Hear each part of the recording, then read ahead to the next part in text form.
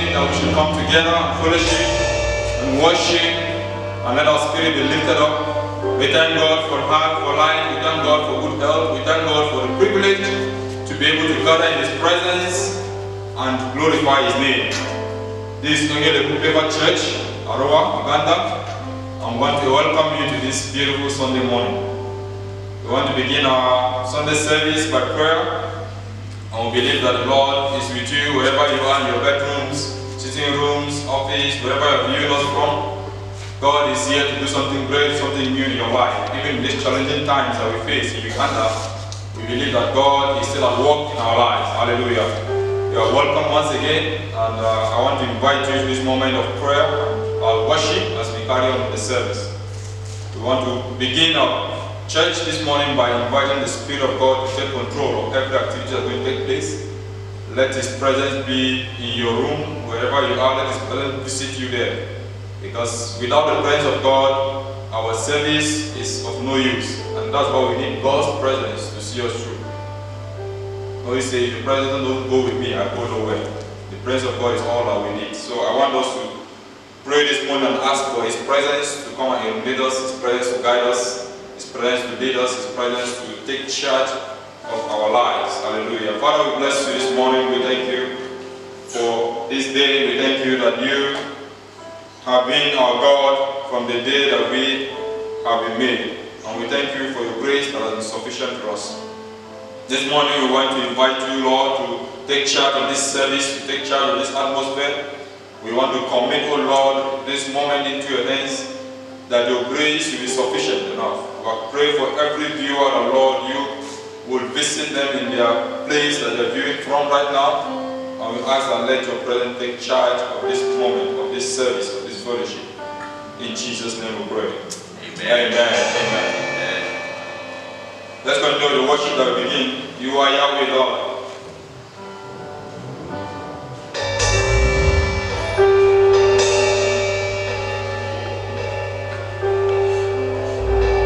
You are Yahweh.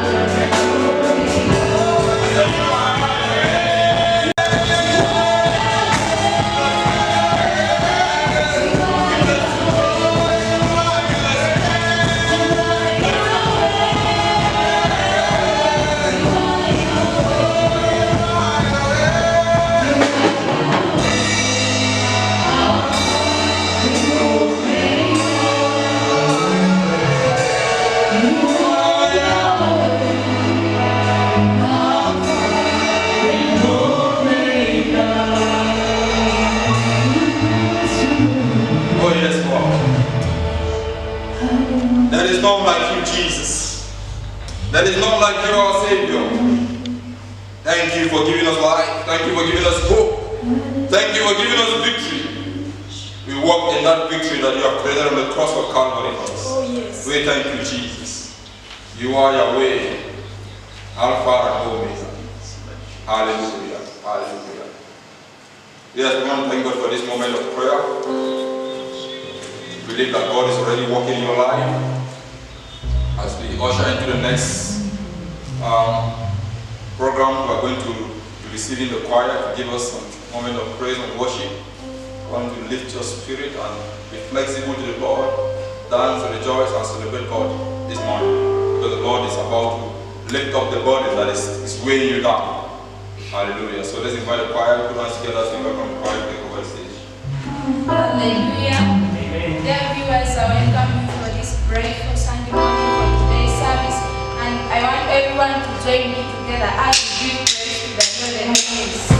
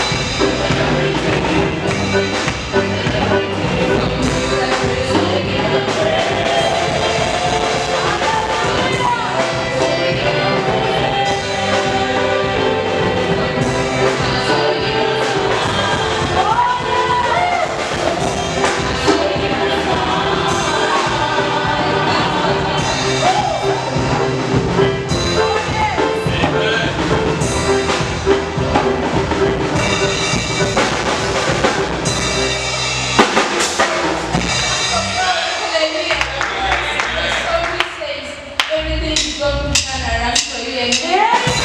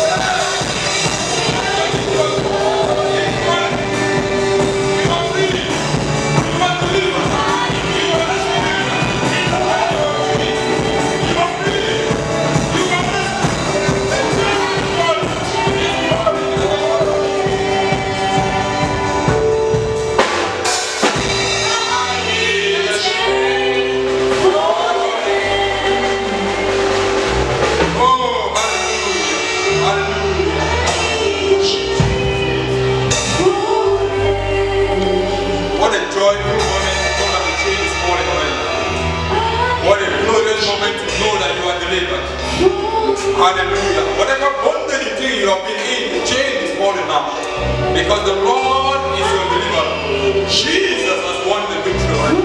The chain has been broken. Hallelujah. No longer hold in captivity or bondage. In the book of Isaiah 61, Jesus said, the Spirit of the Lord is upon me because He has anointed me to set the captives free. Hallelujah. You have been set free. Free from whatever bondage that has been holding you down. Bondage of sickness, bondage of corona, bondage of poverty, bondage of sadness. Whatever bondage that you have been in, I want to assure you this morning that Jesus has set you free. Because the chain is broken. You are loose. You are set free in the name of Jesus. Thank you, choir, for this wonderful ministration. I want to worship God. How the service has been going so far, and we believe that God has been ministering to you already. But at this point, we want you to get set for the Word of God. Pastor David has been teaching us, who will continue his teaching with us on the end time. And I believe that the Lord has prepared something new.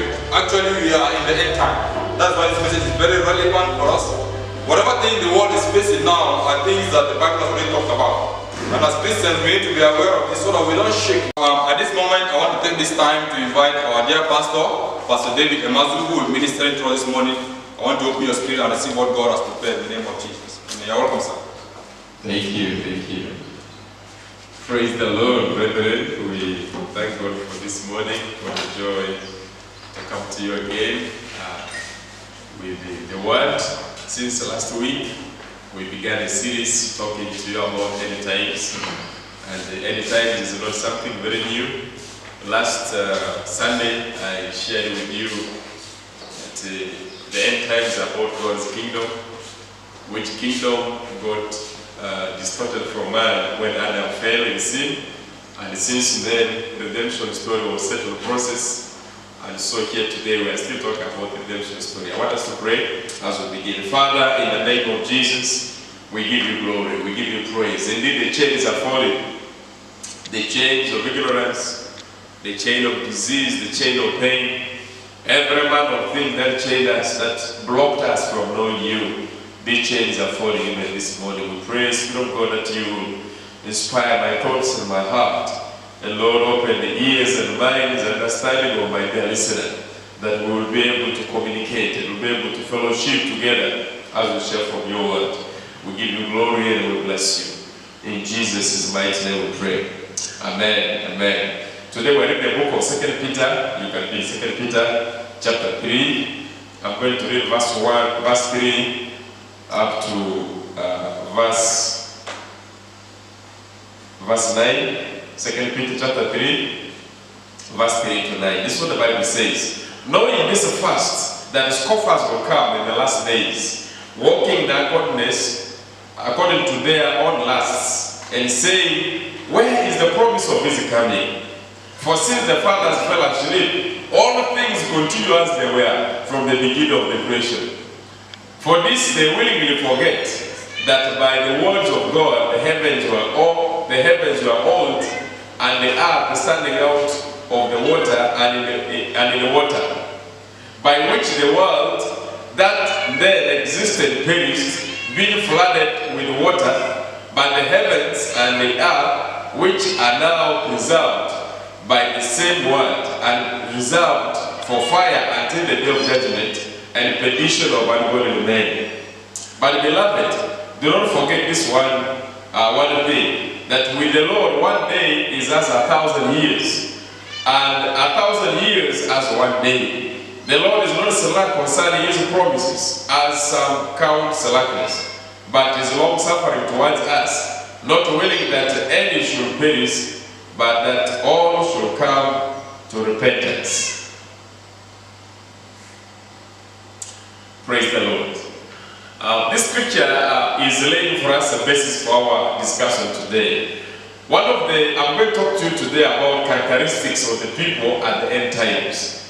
Characteristics of people at the end times. When we talk about end times, as we say, end time is summarizing God's story of redeeming human race. From the fallen state of Adam and Eve, God, in his own wisdom, in his own love, sent Jesus And Jesus came to summarize whatever God desired to do to save human beings, to redeem you and to redeem me. And so today, we're going to talk about this characteristic of the people who are found at the end of the age. And the Apostle Peter, being first-hand, saw Jesus and walked with him, says we should be able to know. We shouldn't be ignorant about the things that are going to happen in our times. We should be able to know what kind of people are found in the end of the age. What kind of people are these? And how do they manifest? How do they relate with others? And the Bible says, knowing this first, that the scoffers will come in those days, walking according to their own lusts. In the end times, the issues of people, scoffers coming up, is a very key thing for us to know as a church. Because we may think we are serving God. We may think we are doing the right thing, but when actually we know those characteristics of the scoffers could be in our lives. And so we may not be able to do the way God has intended us to do. And so today I want us to go through about characteristics of how these end time people are going to behave, what their characteristics are like. And if you look around, some of the things I'm going to talk about, you can see them visibly happening in our world today. They are everywhere. The handwritings are everywhere on the wall, telling you, I am this group. I don't belong here. And so I don't want to belong in those groups. The word scoffer means somebody who despises or somebody who turns down what is important. It also refers to people who are contemptuous, people who treat important things inferior. People who treat very important things as not very important. Treat the things that are important as worthless. A scoffer is also somebody who openly disrespect what is very noble. Disrespect willingly God's laws. Disrespect authorities. These kind of people, they are defiant.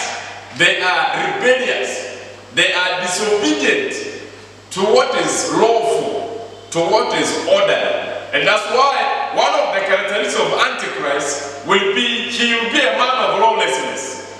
For him, he will be, we call them antinomians. Antinomians are people who do what you wish. There's no law with them. If you want to drink, that's upon you. Whatever you want, do as you wish. In fact, they don't want God to have a concern in their life. They do what they wish.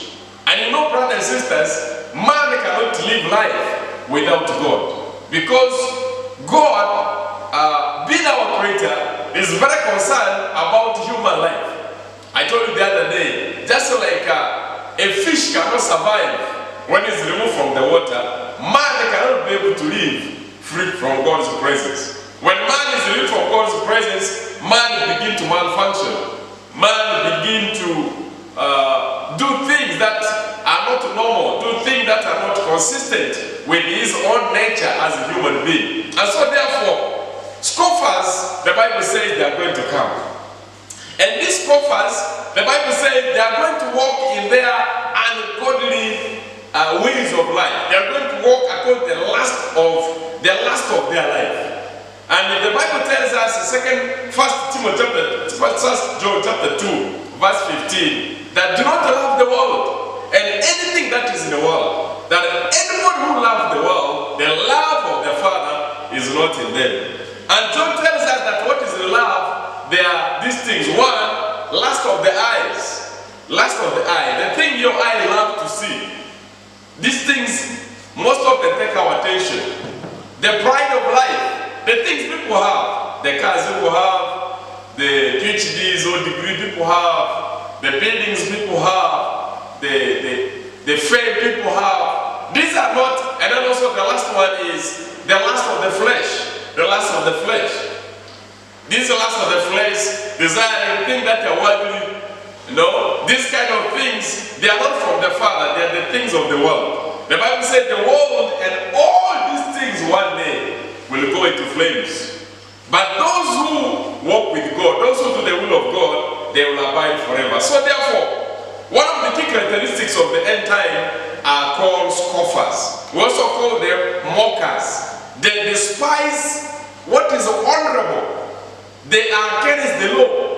If you see, you gather here, we have walked to work. They defy everything called authority. They are completely rebellious. We call some of them fire eaters. Have you heard of fire eaters? They are called fire eaters. They rebel against what is called authority. Anything authority is not allowed. That is scoffers. They don't respect, they are willful in doing disobedience to an authority.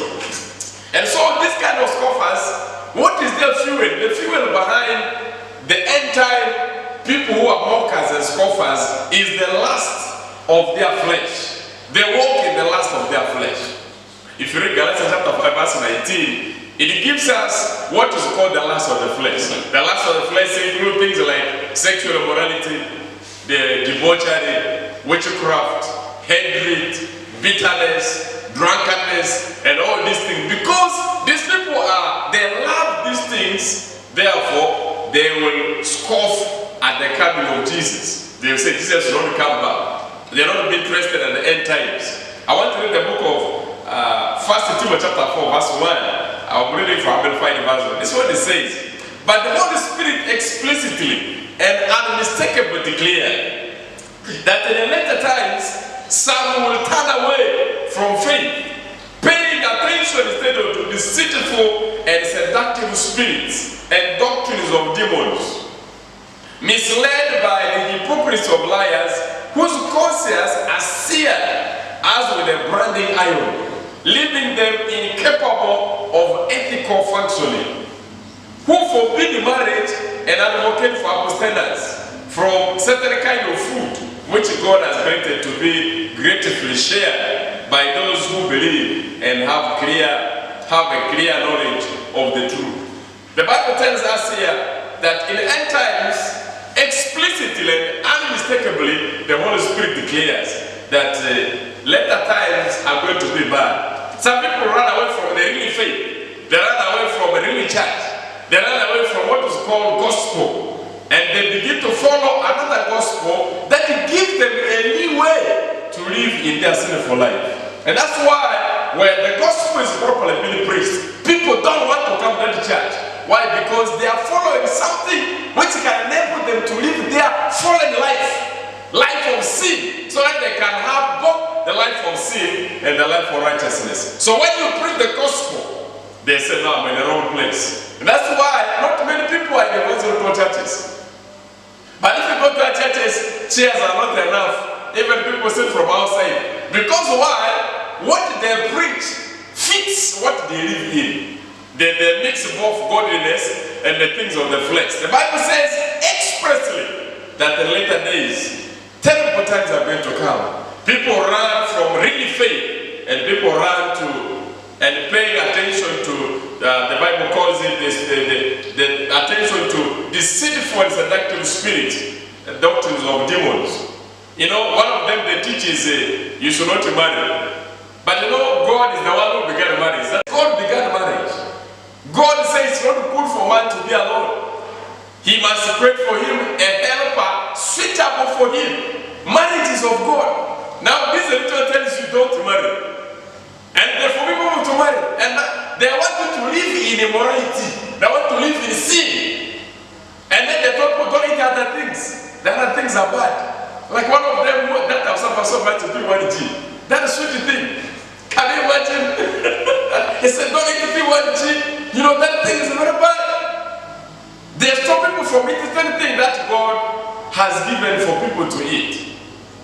And the Bible says, these people's consciences are seared like the one with iron. I know whether you know a seared thing. Something which is seared does not feel anything. If you pinch it, you don't feel anything. It's just there, without any pain. That means their senses towards what is godly things. They cannot feel what they're doing is wrong. They are taken up in the evil. They are taken up in the things of the flesh. Completely taken up. Now, because they are taken up from the flesh, they cannot believe the true gospel. They will treat the gospel of the truth of Jesus Christ as a very worthless thing. They don't take it very serious. And that's why so many people don't take God serious. Why? Because they want to enjoy the world. They want to enjoy sex. They want to enjoy drinking. They want to enjoy gathering money. Some people are never satisfied with the money. They sleep very late. What are they doing? Looking for money. They wake up too early in the morning. What are they doing? They're looking for money. Their life is possessed with the money. They desire to look for money. Brothers and sisters, this is the characteristics of mockers. They mock what is godly. What is holy, they don't take it serious. They want to follow what can be suiting their lifestyle. God doesn't campaign for your lifestyle. God doesn't adjust to your standard. You must adjust yourself to the standard of heaven. You must be able to believe in God. So scoffers are this kind of people. They are driven by the lust of their flesh. The same book, if you read the book of 2 Peter, chapter 2, Peter says something very strong here. Let me read from verse 9. Peter says like this, and then the Lord knows how to deliver the godly out of temptation, and to reserve the unjust under punishment for the day of judgment. Verse 10. And especially those who walk according to the flesh in the lust of uncleanness and despise authority. They are presumptuous. These kind of people are self-willed. They are not afraid to speak evil of dignitaries. They cannot criticize God. Have you had people criticize God? Say, God, you're not fair. God, what is wrong with you? They don't fear anything that is holy because they are being controlled by the lust of their flesh. Jude also talks about the same people. In Jude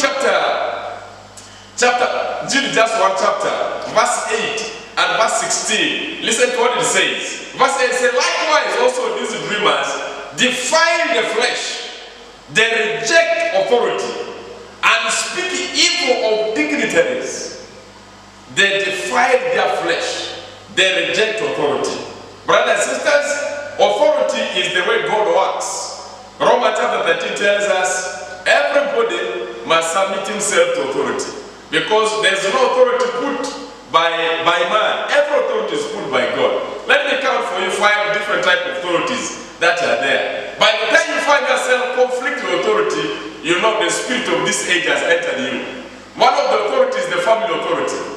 In a family, there's a father, there's a mother. If you find yourself disagreeing with your mother, your father, running away from him, the spirit of this age has entered you because you are rebelling against authority.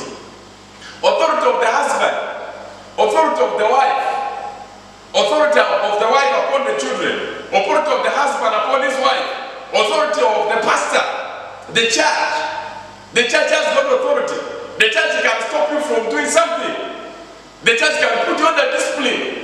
The church can give you permission or not permission. Now, when you conflict the authority of the church, something is terribly wrong. Have you had people taking church to court? Recently, sometime back, we were taken to court. Not right. We were taken to court because of the land of the church. And this is very strange. You know, when people disagree, even with God, you know something is wrong. Praise the Lord. You have had pastors going to court. The spirit of this age has entered them because they rebel against authority. We have authority in workplace. In authority, maybe you are a teacher, there's a headmaster there, there are people in office. God expects you to submit yourself to the authority of the people there. And that is the sign to show that you walk with God. So these people, they are rebellious. They don't want to listen to authority. They reject what is called godly. Now from now on, I'm switching you to 2 Timothy chapter 3 verse 1. Apostle Paul wrote the same thing.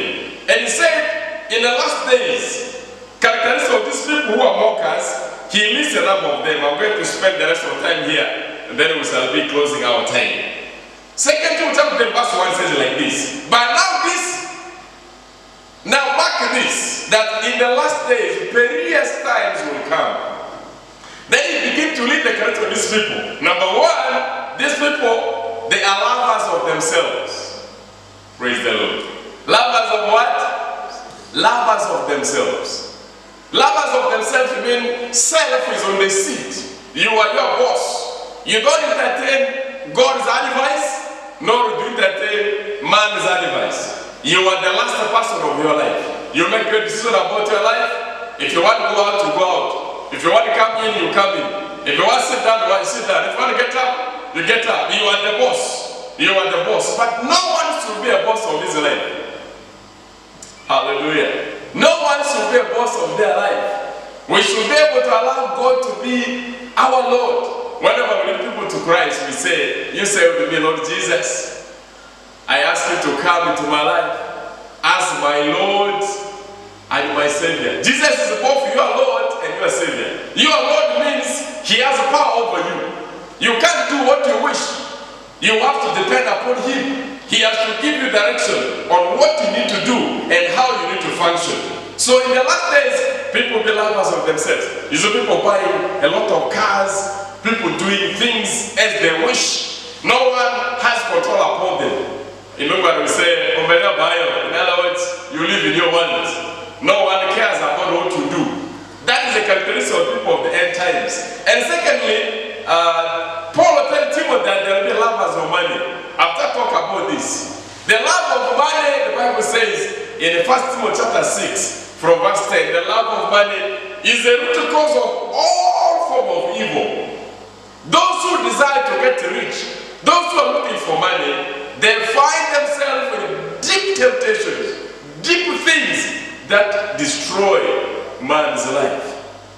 Money is good, money is not evil. The Bible never says money is bad. The Bible says love of money is bad. We're supposed to love the Lord our God with all our heart, with all our mind, all our strength. God should be number one. Money should be number 3, number 4, number 5. Money should not be number 1. When they put money number 1, they forget about church, they forget about ministry, they forget about everything that concerns God. Now they are running after money. How many millions of people are running after money? They forget about God. And the Bible tells us life does not consist in abundance of the things we have. Look at many people. Life does not consist on the cars you have, the food you have in your store, the things that are there with you. Life doesn't consist on those things.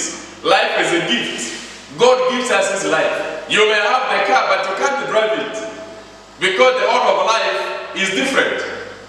You may have food in the store, a lot of food there, but you can't eat it. You sort of told a very rich man, he has billions of shillings, but know what he can eat? 1 egg per day. 1 egg per day. With all the billions, what is the billions doing? Hallelujah. Last of the eyes, you just want to see them with you. There are people with so much clothes in their house, they just want to see it. They cannot dress it, they have a lot of shoes, they just want to sit there. Others have 3 cars on the compound. They just feel happy to see the cars around.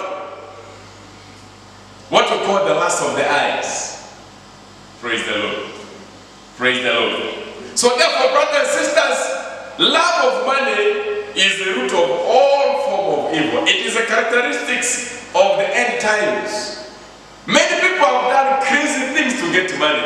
Others have time to elaborate on all of them. He says they are boasters. They boast a lot. They are proud. They speak blasphemy against God. They are very disobedient to parents. They are unthankful. There are people who can never give you thanks. Who can never give you thanks. One time in my life, I'm not saying this because I expected people to be grateful, right? When you give somebody some good thing, you're supposed to say, thank you. Thank you for giving me this thing. But one time, I gave somebody something very precious thing. That person has never given me thanks. Has never said, thank you, Pastor, for giving me this thing. And it was a good thing, something which was hundreds of thousands of money. He never gave me thanks. It is his father who said, Pastor, thank you for giving this to my son. Thank you so much. Now, these people are ungrateful. And you know when you are grateful, you quench the spirit of giving. If I give you something, I'm not saying maybe you never give thanks, you're not appreciative. Next time when I have something in my hands, there's a way I will feel resistance in my spirit. Why? Because you are not grateful. Grateful people are bitter people. Grateful people are never contented. I was saying the other day, among the whites, when they give you flower, they are very happy. They receive flower, but not here.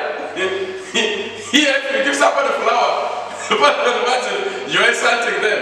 Because the imagination of what to be given them is so big, it's different.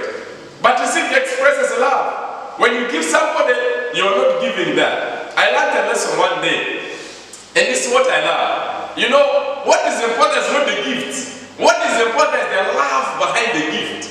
And so therefore, when your gift is given to you, what is important is the giver, not the gift. You need to thank the giver, because if you are grateful to the giver, more will be given to you. Praise the Lord. More will be given. These people are unholy, they are unloving, they are unforgiving, they are without self-control, they are brutal, despisers of good, they are traitors, headstrong, they are lovers of pleasure rather than lovers of God. There are people who have comedies more than reading scriptures. They are laughing, they sit out 24 hours. And by the time you finish the comedy, you have learned little and nothing. They are lovers of pleasure. The people who love football, Arsenal, Manchester, they spend all their every Sunday service, instead of coming to service, they are going for football. The spirit of this age has possessed you. They love pleasure, they love the things, the football, and so I'm not saying, don't mark me wrong, I'm not saying don't go watch football. But don't let them to be possessed you. Don't love them more than God. Verse 5 says, having a form of godliness, but they deny the power. And from such things, the Bible says, turn away, run away. If you find people of this kind here that I've read, please don't be their friend. Run away. Because the spirit of this age has entered in them. They have a form of godliness. What does that mean? They present as though they are going to heaven with their dressing. If you look at the way they dress, you know heaven is straight. But you know we don't go to heaven by dressing. When I'm dressing in a shoe, I'm putting on a t-shirt, when I put on the slippers, those things don't take anybody to heaven. What takes people to heaven is what is inside. They are like the Pharisees. Outwardly alone. Outwardly they are like angels. But inwardly they are full of dead man's bones. They are lifeless. They have a form of godliness. I want to read that thing about Pharisee. The book of Matthew chapter 23, verse 25. Jesus was so hot. You can begin earlier verses. From verse 1 and read about how Jesus attacks the Pharisees. This is what he says. Woe to you, scribes and Pharisees, hypocrites, for you clean the outside of the cup and the dish, but inside you're full of extortion and self-indulgence. Blind Pharisees, first cleanse the inside of the cup and dish, that the outside also may be clean also. Woe to you, scribes and Pharisees, for you are like whitewashed tombs, which indeed appears beautiful outwardly, but inside they are full of dead men's bones and uncleanness. Even so, even you also outwardly appear righteous to men, but inside you're full of hypocrisy and what? Lawlessness. The thing is lawlessness. Praise the Lord. Lawlessness is the mark of this age. When the Bible says let us run away from sin, let us be lawful to God, the Bible means it. And the reason why many people are going to be destroyed, according to Thessalonians, is that they are going to believe in a lie. And so they will practice a lie thinking they have actually believed in God. But actually when they are being deceived, because they are just having a form of godliness. The way they dress, the way they speak, and the atmosphere, and so on. The other day, a lady came to me and I was praying with her. And she passed through this altar here to go to my office. And I said, oh, Pastor, I'm sorry, I passed through the holy place. I told her, yes, that's true. But God stopped to build a building many years ago. God no longer lives in the building like this one. God lives in people's hearts. Where it is holy, it is your heart. Yes, this place we can keep it holy, praise God. But God doesn't live here. God lives in your heart. If God is not in your heart, you don't have God. God is not in the building. So I told her, no, God is not in the building. Jesus said time is going to come. Even time is here now when the true worshiper will worship the Father in his spirit and in truth. And so God is watching the building. So people having a form of godliness, they attribute things like a building, things like putting a clerical cloak and so on to mean godliness. It is far from godliness because godliness lives in our heart, because God's Spirit lives in us. And finally, as I close today, in the book of the book of Peter, second one, chapter 3, verse 9, Peter asks a very important question, which is going to mark my conclusion. Second chapter 3, verse 11 says like this: therefore, since all these things will dissolve, what manner of persons ought you to be in a holy conduct and godliness, looking forward and to the hastened coming of the day of the Lord, because of which the heavens will be dissolved, being on fire, and elements will melt with fervent. Nevertheless, according to his promise, look for new heavens and new earth, which the righteous shall dwell in. Beloved, what kind of person do you ought to be? Since all these things are going away, look at the characteristics of people of the end of the age. Don't be part of them. Don't be part of them. Peter tells us in this book, we need to be three things as I conclude. Number one, because the things of this world is going away, because the scoffers are driven by the lust of their flesh, we need to be holy. Praise the Lord. You need to be holy. God says, be holy because me, the Lord God, I am holy. So because these things are passing away, we need to make an effort to make sure we are holy. Holy in what we do. Holy in what we say. Holy in our conduct. Holy in our body. Holy in our thoughts. Holy in the way we do things. How do we become holy? Because the Holy Spirit lives in us. The Holy Spirit gives us help so that we can be holy. When God says, be holy, because I'm holy, is actually a command. God knows that He has given you the ability to be holy. God knows that He put in you something which can help you to be holy, which is the Holy Spirit in you. In fact, the Holy Spirit always tells you, when something is wrong, tell you that's wrong. That's why every human being has got two voices in them. One voice will tell you, don't do it, another will say, go ahead. So the voice of God is in you.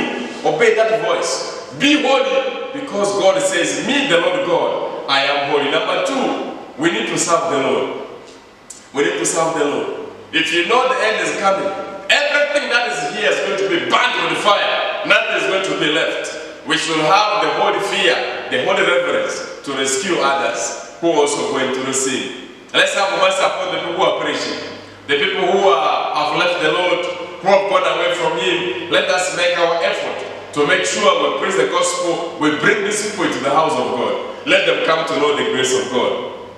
And finally, put your treasures in heaven. Don't invest so much in this world, which is going to be burnt away. Some people have got 5 cars, others have got many buildings, others have so many clothes. You even don't put those clothes, but they're just there in their bag. Sometimes I have trouble with my wife. God forgive me, but I have trouble with my wife. There are so many clothes. I think this thing should go away. No, this one should be. I will give the right person. You know, I will give the right person. Well, why do you have all these things? I'm glad God is very gracious to me. Sometimes God sends people to my home, say, Pastor, I came for clothes. I have no choice. I have to go inside and pick some. Pastor, I came for clothes. I say, okay, no problem. We need to use our life. We need to bank in heaven. We need to bank where deposit things in heaven. If you have 5 shoes, today, go and give one to somebody. Somebody is walking on foot. Maybe you have got 10 sacks. Today, by the close of today, identify some person in the village who doesn't have a shirt. Give them the other one. Because the more you give, the more you give. Banks. We have a lot of money in these accounts. You have a lot of things that others don't have. You look at your neighbor is on foot. Your neighbor has one trouser put on Monday up to Friday. You always see it, but your heart is not moved. You look at your neighbor's shoes. The shoes is yawning every time. You see the yawning of the shoes. You even don't have mercy upon your neighbor. That's not good. When you see your neighbor who's yawning, stop the yawning. Give your neighbor another. Praise the Lord. And by doing that, you are investing in heaven. We should be able to serve the Lord and invest in heaven. So that God, by the time Jesus comes about, we're able to receive the full reward. He said, good and faithful servant. You have been faithful with the small things. God will give you much more. May God bless you today. I'm going to continue to talk about end times. But today I basically talk about characteristics of the end time people, the scoffers. They're everywhere around us. In fact, almost 10 or 11% of people living on earth, they are among this group of people who live as scoffers. They despise holy things. When we talk about Jesus coming back, I say, when will he come back? And this thing has been 2,000 years ago. Yeah, when will he come back? You are wasting your time. Allow us to enjoy our life. But I want you to know it happened with the Noah also. Noah preached for 120 years. 120 years preaching. No one got saved. Except his family. But when God closed the door of the boat, people come back and Noah, remember, Noah, please, Noah!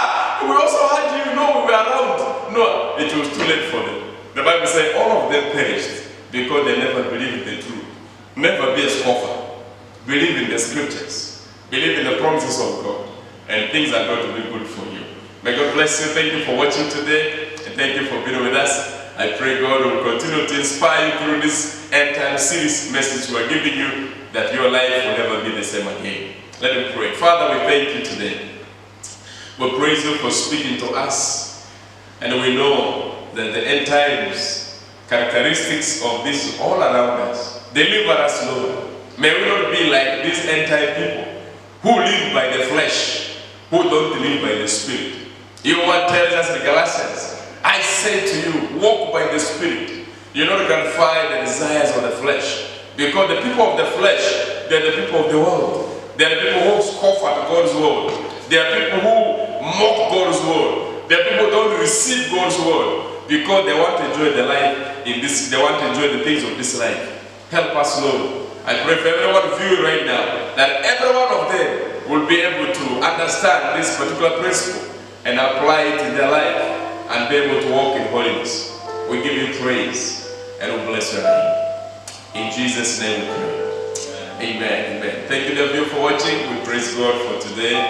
I want to ask you to continue watching even the videos we have done in other previous Sundays. I know God is speaking to you. This is the second day I'm talking about end times. I'm going to continue talking about end times. You can keep reading the book of Daniel. There are more instructions in Daniel that you can be able to receive in Revelation. These two books, I want to read with me concurrently as we go through these characteristics. The messages on the end times. May God bless you. Now God bless you and keep you.